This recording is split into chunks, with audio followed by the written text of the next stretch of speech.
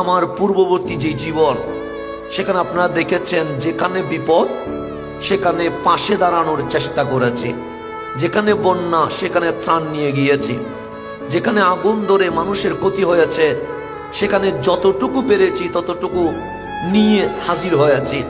Corona মহামারীর সময়ে সবাই যখন ভুলে গেছে, তখন আমরা স্বেচ্ছাসেবক হিসেবে কি করেছি? কাজ করেছি।